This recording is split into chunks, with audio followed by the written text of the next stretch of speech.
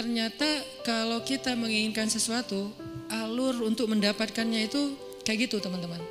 Satu, percaya sama rencana Allah. Disebut dengan istikharah, minta pendapat Allah.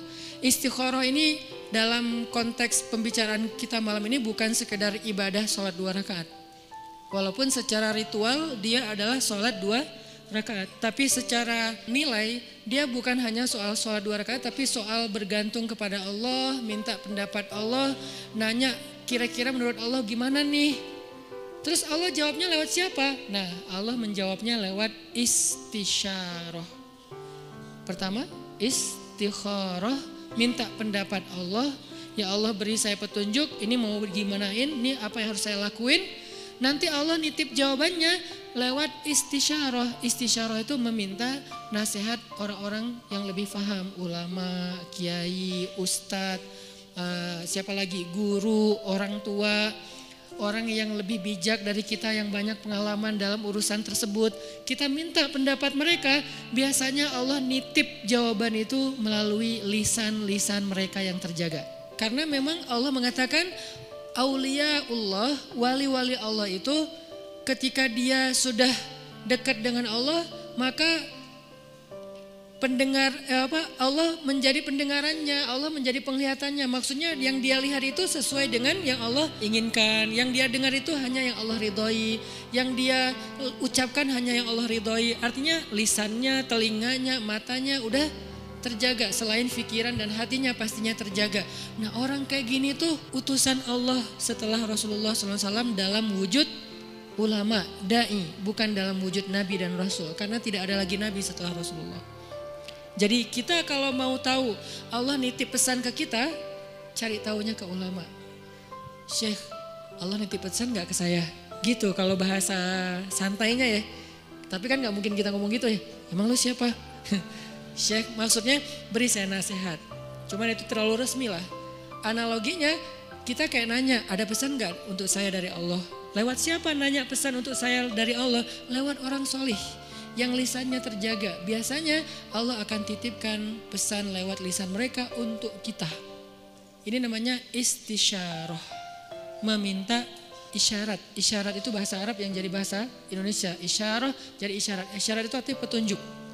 Jadi kalau ada yang ngasih isyarat berarti ngasih petunjuk. Itu arti sebenarnya dari isyarah. Jadi istisyarah meminta isyarat atau meminta nasihat yang sifatnya menunjukkan jalan mana yang baik yang harus kita jalanin. Karena Allah gak bicara langsung kepada kita dalam bahasa wahyu kecuali apa yang sudah diwahyukan di Al-Quran. Karena yang bicara langsung dengan wahyu itu kan hanya para nabi. Kita kan gak bisa langsung wahyu turun dari langit, saya baru dapat wahyu, gak bisa kan. Kadang-kadang kita kayak kegeeran gitu, saya baru dapat ilham, padahal bukan ilham gitu kan. Ilham dari siapa dulu nih? Bisa jadi ilham dari wasawisus syaitan. Siapa tahu ilham kita tentang komen, tentang caption, tentang postingan, tentang repost, broadcast, itu bukan dari Allah, dari setan karena tidak terjaganya kita.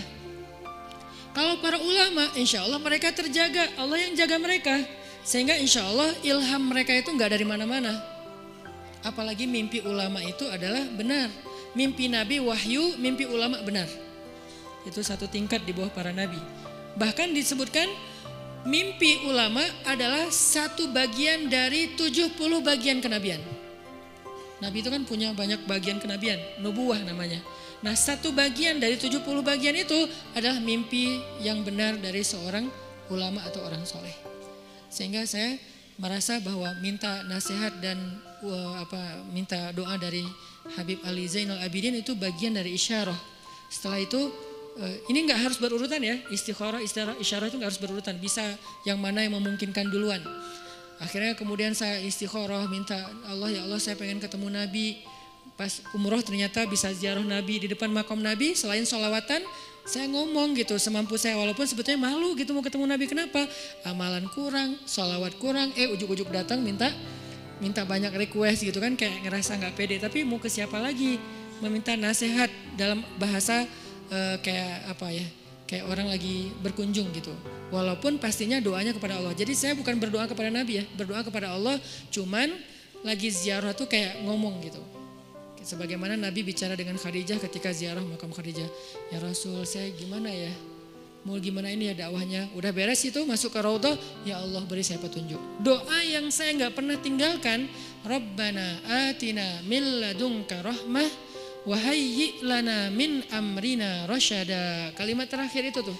Wa hayyi' lana min amrina rasyada. Ya Allah, siapkanlah untuk saya petunjuk dalam urusan saya. Mau gimana nih kalau bahasa sederhananya?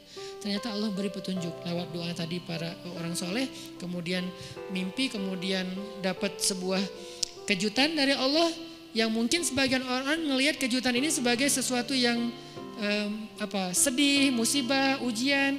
Tapi saya ngelihatnya ini bukan ujian, ini justru jawaban dari doa saya bahwa Allah ingin memberikan celah. Oh gini masuknya, sehingga akhirnya saya merasa bahwa saya mendapatkan apa yang saya minta.